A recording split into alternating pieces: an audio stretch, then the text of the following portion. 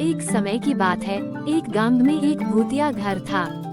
गांव वाले डर से उस घर के आसपास नहीं जाते थे।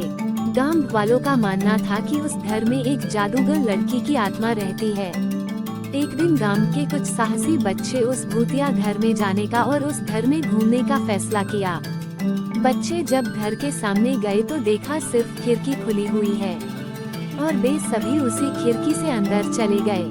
वे अंधेरे में घर के अंदर घूम ही रहे थे कि अचानक से खिड़की बंद हो गई। ये देखकर सारे बच्चे डर गए। अचानक से वह लड़की की भूत बच्चों के सामने आई और जोर जोर से हंसने लगी और कहा कि अब तुम सब मेरी कब्जे में हो, मैं किसी को जिंदा नहीं छोड़ूंगी।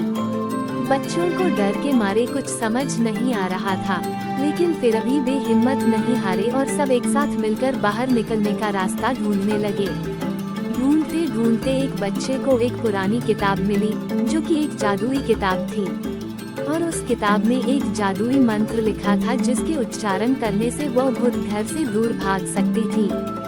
बच्चों ने मिलकर उस मंत्र को पढ़ना शुरू किया। अचानक से एक रोशनी घर के अंदर आई और उस भूत को साथ ले गई। भूत के घर से बाहर जाते ही घर के सारे दरवाजे और खिड़कियां अपने आप खुल गई और बच्चे दौड़कर बाहर निकल आए। उस दिन से वह घर भूत से आजाद हो गया। गांव वालों ने सारे बच्चों के साहस की तारीफ की और सबको इनाम भी दिया।